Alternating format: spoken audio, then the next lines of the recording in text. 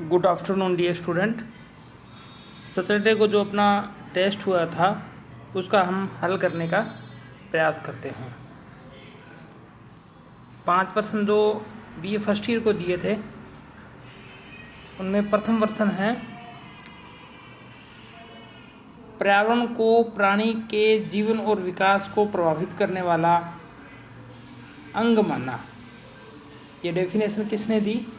तो ये डेफिनेशन, पर्यावरण उन सब बाहरी दशाओं और प्रभावों का योग है जो प्राणी के जीवन और विकास को प्रभाव डालता है। ये हर्शकोविट की डेफिनेशन थी, तो इसका आंसर रहेगा ए, हर्शकोविट।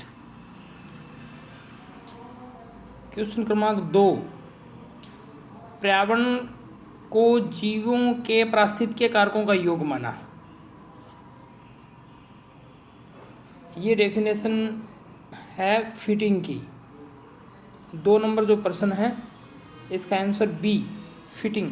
फिटिंग ने अपनी डेफिनेशन में कहा, जीवों के पारिस्थितिकीय कारकों का योग ही पर्यावरण है। इसी प्रकार प्रश्न नंबर 3, किसने माना पर्यावरण उन दशाओं के योग से होता है जो मनुष्य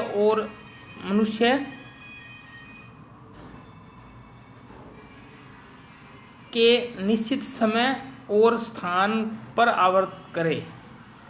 यानी कि ये डेफिनेशन पारक की है। पारक किसकी बात करता है?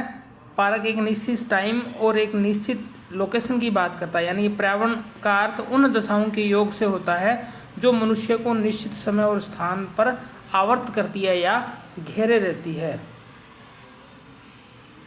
नेक्स्ट क्वेश्चन है, पर्यावरण का अर्थ उन दशाओं के संपूर्ण योग से है जिसमें जीव रहता है। तो ये डेफिनेशन टांसले की है, इसका आंसर रहेगा बी। टांसले की अपनी डेफिनेशन में कहा, पर्यावरण प्रभावी दशाओं का वह संपूर्ण योग है जिसमें जीव रहता है। और BA प्रथम वर्ष के लास्ट प्रश्न है, पर्यावरण को मुख्यतः कितने भागों में बांटा जा सकता है? तो अपन ने जो पर्यावरण के पार्ट्स किए थे तो उनमें 2 भागों में बांट के इसका अध्ययन किया था। एक तो भौतिक पर्यावरण और दूसरा सांस्कृतिक पर्यावरण। भौतिक पर्यावरण के अंतर्गत अपन ने पढ़ा था उसकी स्थिति, जलवायु, स्थलाकृति, जलराशियाँ, मिट्टियाँ, खनिज और प्राकृतिक वनस्पति और पशु और जीव जंतुओं को अपन ने देखा था। और इसी के अनुसार अपन ने एक दूसरा माना सांस्कृतिक पर्यावरण। यह पर्यावरण मानव द्वारा निर्मित होता है। इस पर्यावरण में मानव द्वारा निर्मित वातावरण संबंधी तत्वों को शामिल करते हैं, जैसे मानवीय अधिवास, बस्तियां, सड़क एवं रेल मार्ग, कला, विज्ञान, साहित्य, धर्म, शिक्षा, भाषा, आचार विचार एवं संस्कार आदि को इसमें सम्मिलित करते हैं। तो इस प्रकार ये कला प्रथम वर्ष का टेस्ट था। 5% दिए थे, 10 नंबर का ये टेस्ट था। कला द्वितीय वर्ष 6 से लेकर 10% तक था। 6ठा प्रश्न था, राज्य की वर्तमान खनिज नीति बनी।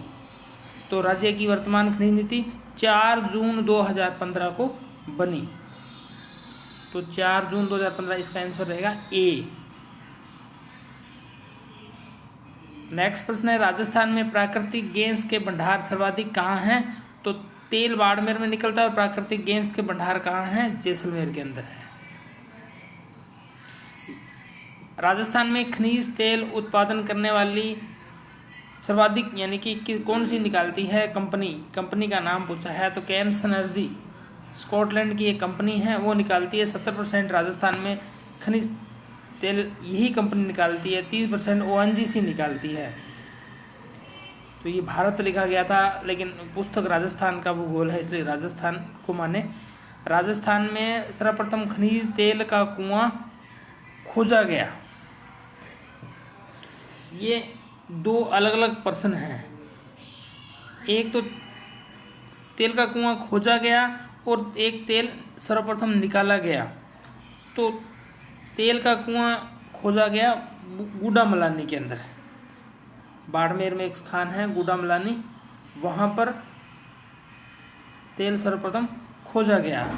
और दूसरा दोहन क्षेत्र, सर्वप्रथम दोहन कहाँ हुआ? तो मंगला क्षेत्र के अंदर दोहनुआ।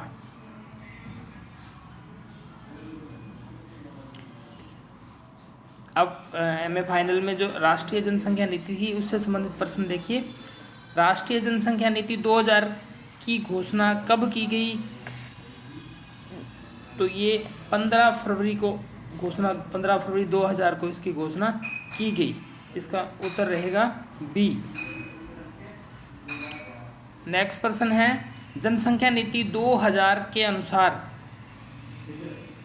2010 तक कुल प्रजनन क्षमता दर को किस स्तर तक प्रतिस्थापित करना है? उस दर को कहाँ तक लेके जाना है? तो 2:1 तक, 2:1। इसका आंसर ए रहेगा।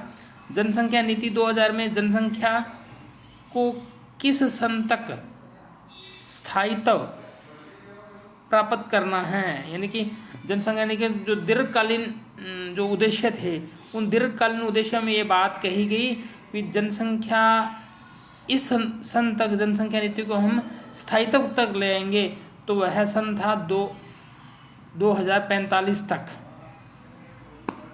नेक्स्ट प्रश्न है, राष्ट्रीय जनसंख्या आयोग के अध्यक्ष हैं।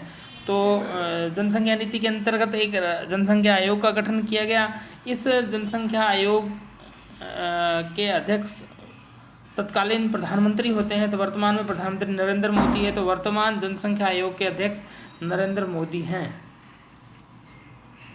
राष्ट्रीय जनसंख्या आयोग का गठन किया गया, तो राष्ट्रीय जनसंख्या आयोग का गठन